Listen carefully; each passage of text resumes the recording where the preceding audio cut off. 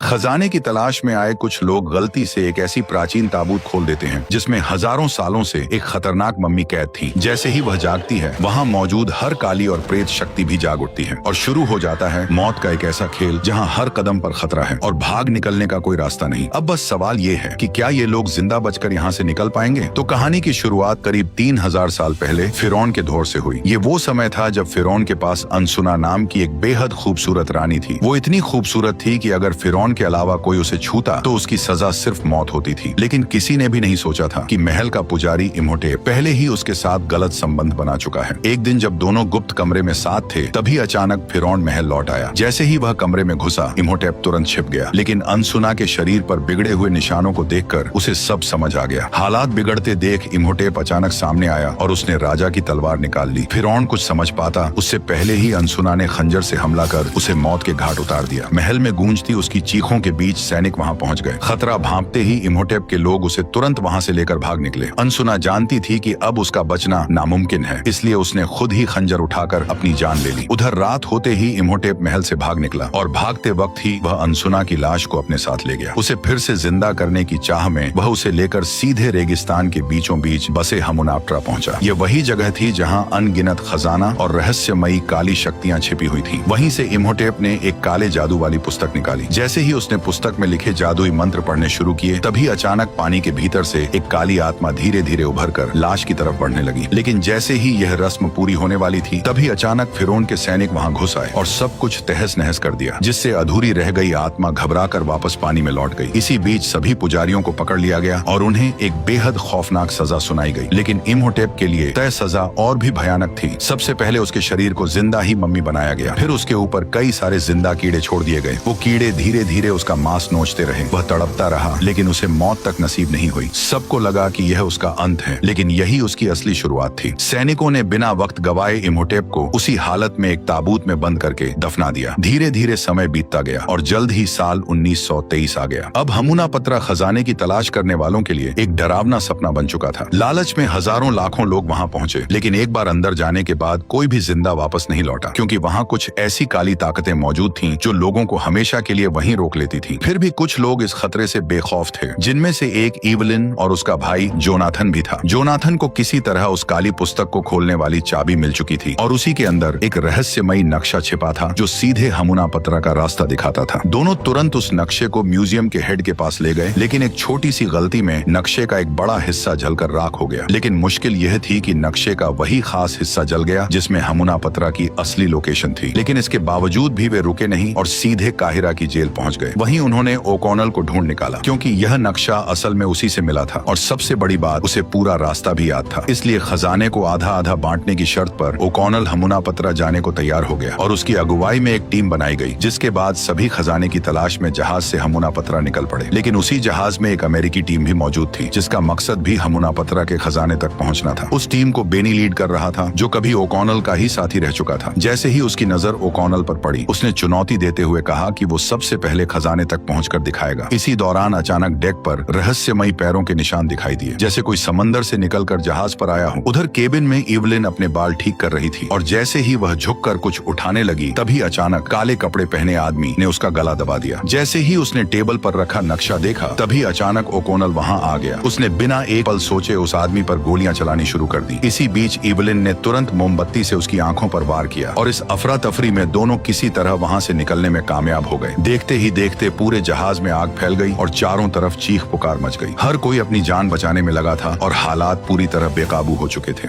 आखिरकार मजबूरी में सभी को जहाज से कूदकर अपनी जान बचानी पड़ी। लगातार हमलों और भाग दौड़ के बाद ओकॉनल अपनी टीम के साथ हमुनापत्रा के बाहरी इलाके तक पहुंच गया। लगभग उसी समय बेनी की टीम भी वहां पहुंच चुकी थी। सूरज उगते ही रेगिस्तान के बीच वह रहस्यमयी शहर धीरे धीरे नजर आने लगा, जो किसी भूतिया किले की तरह दिखाई दे रहा था। जैसे ही सबने उसे देखा, वे बिना वक्त गवाए तेजी से उसकी तरफ दौड़ पड़े। इवेलिन ऊंट पर सवार होकर सबसे पहले उस श्रापित शहर के अंदर पहुंच गई। अंदर कदम रखते ही उसने नक्शे की मदद से जल्द ही उस जगह का रास्ता ढूंढ लिया जहां मम्मियों को दफनाया जाता था। उसने जमीन पर लगे शीशों से सूरज की रोशनी को अंधेरे की तरफ मोड़ दिया, जिससे एक छुपा हुआ रास्ता सामने दिखने लगा। लेकिन जैसे ही वे आगे बढ़ने लगे, तभी अचानक चारों तरफ अजीब और डरावनी आवाजें गूंज उठी। उन आवाजों ने वहां मौजूद हर किसी को बुरी तरह डरा दिया। इस अफरा तफरी के बीच ओकॉनल और जोनाथन टीम को लेकर आगे बढ़ते रहे, लेकिन जैसे ही वे मुड़े, सामने अचानक अचानक अमेरिकी टीम आकर खड़ी हो गई। उन्होंने ओकॉनल को वहां से जाने को कहा, लेकिन ओकॉनल ने साफ मना कर दिया। इसी तनातनी के बीच इवेलिन की नजर अचानक जमीन पर पड़ी, जहां उसे एक छोटी सी दरार दिखाई दी। उसे तुरंत समझ आ गया कि शायद नीचे ही खजाना मौजूद है। यही सोचकर सब लोग नीचे की तरफ जाने लगे और अंदर छिपे हिस्सों की खोज शुरू कर दी। इसी दौरान ओकॉनल के साथ आया जेल का वार्डन खजाने के लालच में अलग हो गया। वह अकेले ही एक सुरंग में घुस गया और आगे बढ़ते हुए एक दीवार तक पहुंच गया। दीवार पर लगे नीले हीरो को देखकर उसे लगा कि अब वह अमीर बन गया है। उसने तुरंत चाकू से उन्हें निकालना शुरू कर दिया, लेकिन उसे इस बात का जरा भी अंदाजा नहीं था कि गिरा हुआ हीरा असल में एक कीड़ा था जो उसके जूते के अंदर घुस गया। जैसे ही वह कीड़ा अंदर पहुंचा, उसी पल आदमी को अपने पैर में तेज दर्द महसूस हुआ और वह घबराकर अपने कपड़े फाड़ने लगा। तभी उसने देखा कि वो कीड़ा बेफिक्र उसके शरीर के अंदर रेंग रहा है। देखते ही देखते वह कीड़ा उसके पेट से होता हुआ सीधा उसके सिर तक पहुंच गया, जिससे वो बुरी तरह घबराते हुए एक चट्टान से जा टकराया और उसकी वही मौत हो गई। उधर अमेरिकी टीम को भी चट्टान के नीचे छिपा हुआ एक ताबूत दिखा, लेकिन अंदर क्या है इस डर से उन्होंने मजदूरों को आगे भेजने का फैसला किया। जैसे ही मजदूरों ने ताबूत निकालने के लिए भाला मारा, तभी अचानक एक खतरनाक तेजाब वाला जाल एक्टिव हो गया और सारे मजदूर तेजाब से पिघलकर वहीं मारे गए। उधर जब ओकॉनल थक कर बैठा ही था, तभी जोनाथन पास पड़ी एक छड़ी उठाकर गोल्फ खेलने लगा, लेकिन उसके एक ही शॉट से वहां लगा जाल एक्टिव हो गया और पत्थर का ताबूत अचानक नीचे गिर पड़ा। ताबूत को देखते ही इवलिन को सारी बात समझ आ गई। उसने बताया कि ऐसे ताबूतों को ऊपर तभी दफनाया जाता है जब उन्होंने कोई बहुत ही भयानक अपराध किया हो। जैसे कि इवलिन ने ताबूत की बनावट को गौर से देखा, तभी उसे उस काले बॉक्स की याद आई और समझ आया कि यही इस ताबूत को खोलने की असली चाबी है। उन्होंने चाबी को लॉक पर लगाया और जैसे ही वह धीरे धीरे घुमाई गई, तभी अचानक ताबूत खुल गया।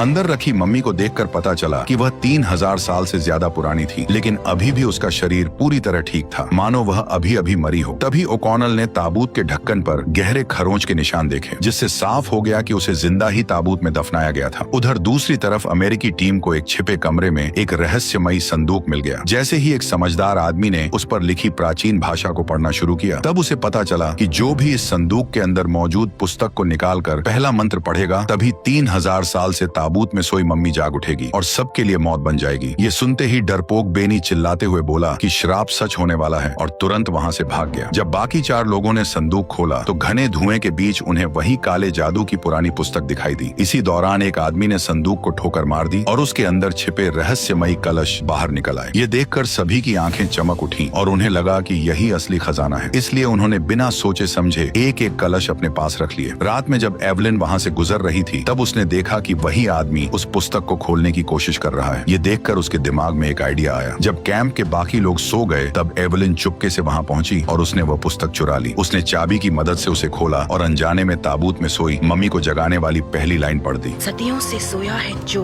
सुनकर ये जाग जाए वो, जाग जाए वो, जाग जाए वो। मम्मी की चीख सुनते ही सभी का ध्यान उस ओर चला गया। तभी अचानक सन्नाटे भरे आसमान को तेज हवाओं की आवाज ने चीर दिया। इसके तुरंत बाद टिड्डियों का एक विशाल झुंड पूरे कैंप पर टूट पड़ा। ये देखते ही सभी लोग जान बचाने के लिए भागने लगे और जो थोड़ा भी धीमा पड़ा, वह टिड्डियों के झुंड में मारा गया। हर कोई अपनी जान बचाने के लिए पागलों की तरह इधर उधर भाग रहा था। इसी भगदड़ में एक चश्मे वाला आदमी दौड़ते हुए गिर पड़ा और उसका चश्मा दूर जा गिरा। तभी बेनी बिना सोचे उसके चश्मे को कुचलकर आगे भाग गया। जब वह आदमी उठकर खड़ा हुआ, तभी अचानक एक काली परछाई उसके पास से गुजरी। जैसे ही उसने पीछे मुड़कर देखी, तभी अचानक उसकी चीख जोर से गूंज उठी।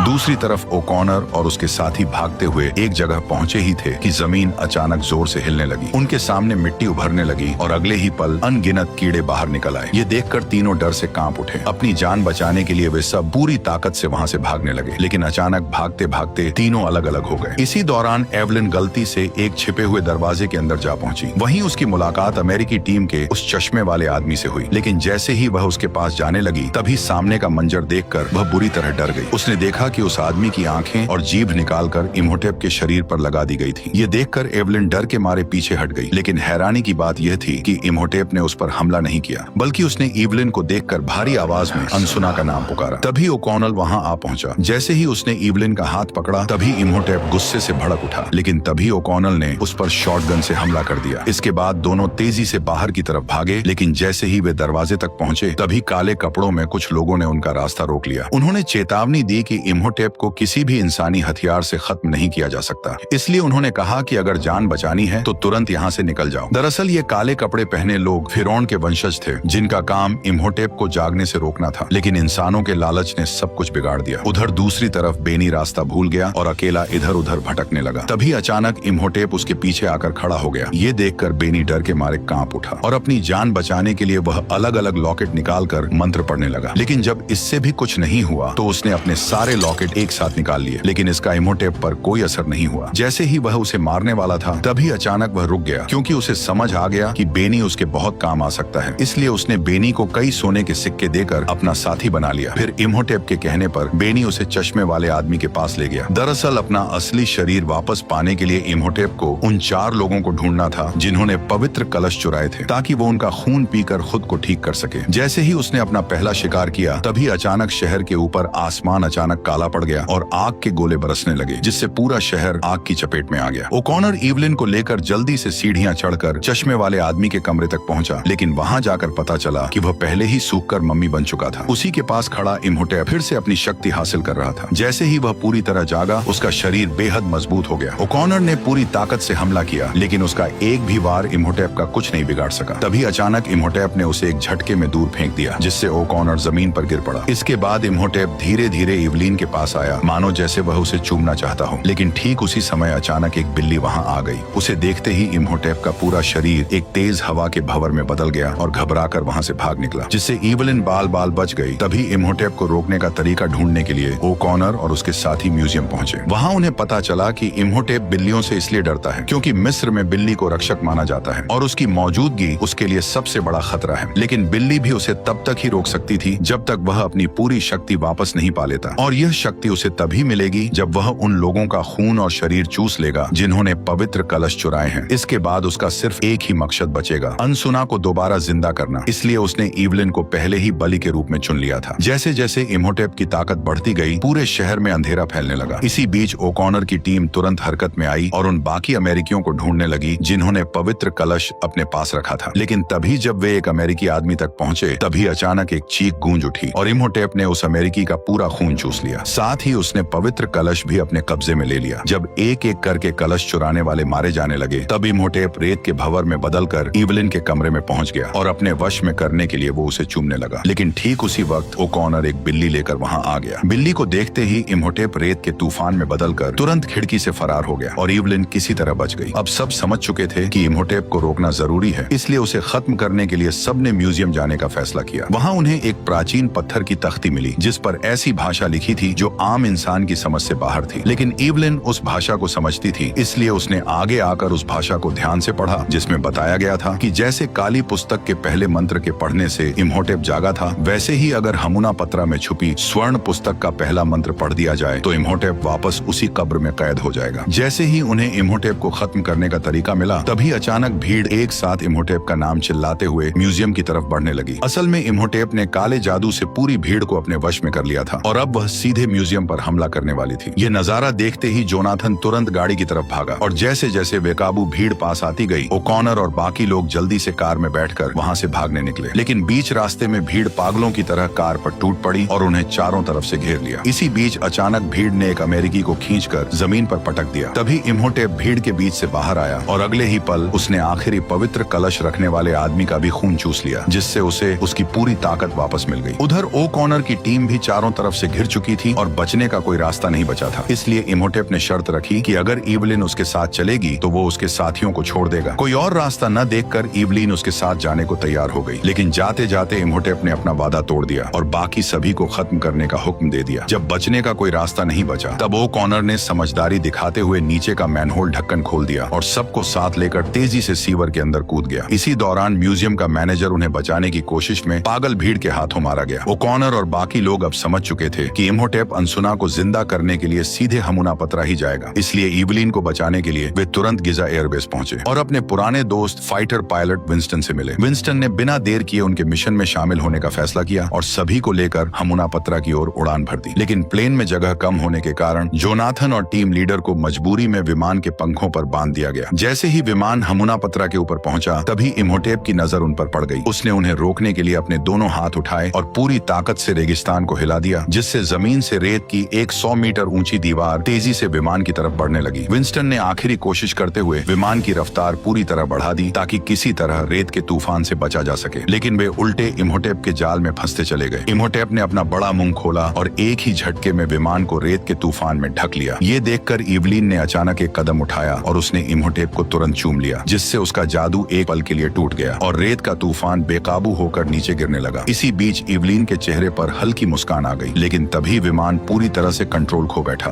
और सीधे रेगिस्तान में जा गिरा। लेकिन किस्मत से धमाका नहीं हुआ और वे सभी लोग बाल बाल बच गए। हालांकि विंस्टन उस हादसे में बच नहीं सका और वह विमान के साथ ही रेत में समा गया। इसी बीच इम्होटेप इवलिन को लेकर पहले ही गुफा के अंदर पहुंच चुका था और वह जानता था कि ओकॉनर की टीम जरूर उनका पीछा करेगी। इसलिए उसने पवित्र कलश की राख को दीवार पर फूंककर एक प्राचीन मंत्र पढ़ना शुरू कर दिया, जिससे दीवारों के अंदर मौजूद मम्मी अचानक जाग उठी और इम्होटेप के आदेश पर ओकॉनर की टीम के पीछे लग गई। ठीक उसी पल ओकॉनर और बाकी लोग अंदर पहुंच गए और तभी उन पर मम्मियों का हमला शुरू हो गया। भाग दौड़ के बीच उन्होंने वो बड़ी मूर्ति ढूंढ निकाली जिसके नीचे वो स्वर्ण पुस्तक वाला संदूक मौजूद था। पीछे से आती मम्मी को रोकने के लिए ओकॉनर ने बम विस्फोट कर दिया, जिससे कई मम्मी टुकड़ों में बिखर गईं और एक रास्ता भी बंद हो गया। जब उन्हें लगा कि अब उनके पास काफी समय है, तभी अचानक कई मम्मियां एक एक करके फिर से बाहर निकलने लगी। तभी सरदार उन्हें रोकने के लिए अकेले ही मम्मियों से लड़ पड़ा और इसी मौके पर ओकॉनर और जोनाथन ने संदूक से स्वर्ण पुस्तक बाहर निकाल ली, लेकिन उसकी चाबी अब भी इम्होटेप के हाथ में थी। उधर होश में आते ही इवलिन ने देखा कि उसके ठीक पास अनसुना का शरीर रखा हुआ था। उसी पल इम्होटेप ने उसे पूरी तरह जिंदा करने की प्राचीन रस्म शुरू कर दी। कुछ ही पलों में काले पानी से वही काली आत्मा उभर कर बाहर आई और सीधे अनसुना के शरीर में समा गई। अब उसे पूरी तरह जिंदा करने के लिए इवलिन की बलि देनी थी, लेकिन जैसे ही इम्होटेप चाकू उठाकर वार करने वाला था, तभी जोनाथन स्वर्ण पुस्तक लेकर वहां पहुंच गया। उसे देखते ही इम्होटेप घबरा गया और तुरंत पुस्तक लेने के लिए उसकी तरफ बढ़ने लगा। इसी मौके का फायदा उठाकर ओकॉनर ने अपनी तलवार से इवलिन की जंजीरें काट दी। ये देखकर चारों तरफ से मम्मियां खून के प्यासे जानवरों की तरह उन पर टूट पड़ी, लेकिन ओकॉनर बिना डरे अपनी तलवार से उन सबको रोकने लगा। इसी बीच इवेलिन पूरी तरह मौत के जाल में फंस चुकी थी, क्योंकि पुनर्जीवित होने के बाद अनसुना पागल होकर इवलिन को मारने के लिए उसके पीछे पड़ चुकी थी। अब सारी उम्मीदें सिर्फ जोनाथन पर टिकी थी, क्योंकि उसी के पास वह पुस्तक थी जिसकी मदद से इन सभी मम्मियों को रोका जा सकता था। हालांकि जोनाथन को सिर्फ प्राचीन भाषा की थोड़ी बहुत जानकारी ही थी, लेकिन आखिरी मौके पर इवलिन की मदद से वह सही मंत्र तक पहुंच गया और उसने मम्मियों को रोकने वाले शब्द पढ़ दिए। रुक जाओ, खड़े हो।